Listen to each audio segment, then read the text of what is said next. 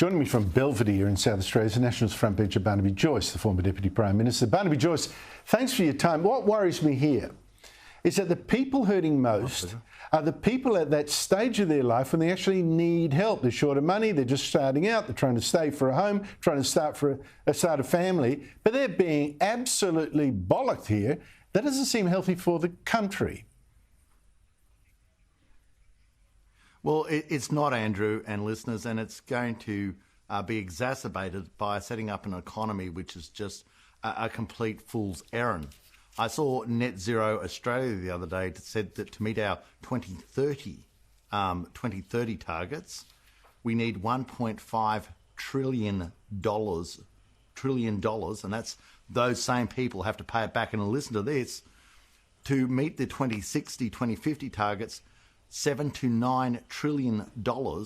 That is more than the reconstruction of Western Europe after the Second World War, and that's for Australia.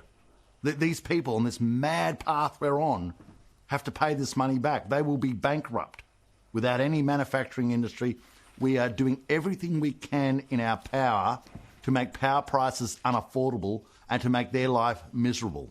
Now, we've got to understand that they can't afford their power bill. Interest rates are going up. They've borrowed vastly more than their parents and their grandparents in the past because of the price of houses, because housing stock's restricted, because of things such as locking up state forests so you can't get access to timber, having to import all the materials because the restrictions that we've self-imposed on ourselves, and whether it's fuel, whether it's food, whether it's health, whether it's interest rates, it is being aided and abetted in its madness by policies that we all stand by and think are virtuous, such as our mad power pricing, emissions targets, devastating effect on the economy policies that we're still pursuing to this very minute.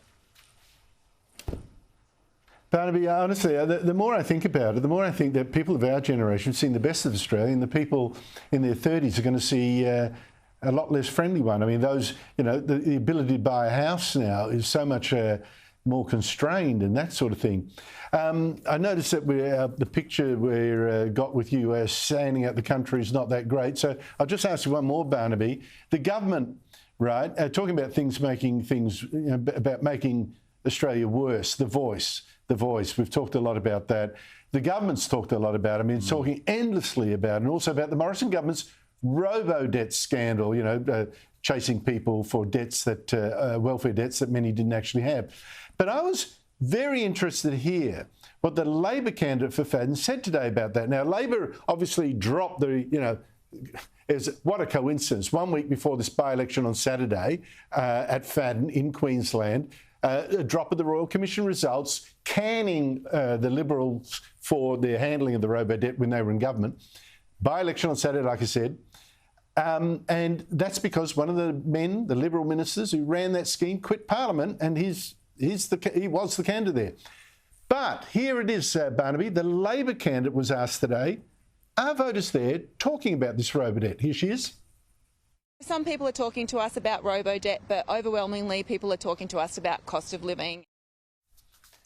Barnaby, what gets me is she's saying, they're not talking about robo-debt, they're talking about cost of living instead, all of them almost. That is not a good omen for Labor. Well, I was there, I've been handing out, and Cameron Caldwell, I think, will go very well in that campaign because it's so easy. You want to know what's close to people's heart? This.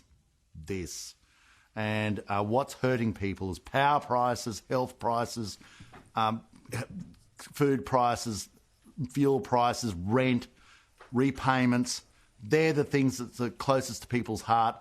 And right now, as I've said, power prices going through the roof, reliability going through the floor, and money going overseas. They're the sort of things that antagonise people, and they take that antagonism to the ballot box, and the only thing they're hearing from the Labor Party is this mad constitutional change, which is going to go down in such a burning heap because it is massive overreach. That's what Mr Albanese wants to talk about. He wants to have a race-based clause in the Constitution. What people want to hear is how you're going to bring down power prices. Yeah, what are they saying to you at that politics at the pub event you're at there over at Belvedere near Langhorne Creek in South Australia? What are they saying to you there? Voice? I mean, well, it's not just here. It's I tell you what, I can't find a friend. I know it's incorrect. At a pub last night, I found one person supporting it. People they're getting even hotter under the collar about this because as they're reading it, as they're understanding more about its influence and intrusion into the governor of the Reserve Bank, the head of ASIO, all the ministers, every department, that is a racial-based clause, that is there in perpetuity and you can't vote them out at a general election. It's just anger. You just say the word voice and people just... The noise in the room picks up, and it's not nice noise, it's angry noise. And I'd say to Mr. Albanese, honestly, mate, honestly, listen to me. Find reverse on the column shift, be a statesman, and pull this referendum off because it is going to go down, and that's going to create massive problems. So be a statesman, lose your hubris, it's going to be ugly. And pull Barnaby, it up. It's going to be ugly. Look... Anyway, I won't go into that. Barnaby Joyce, thank you so much for your time. Really appreciate it.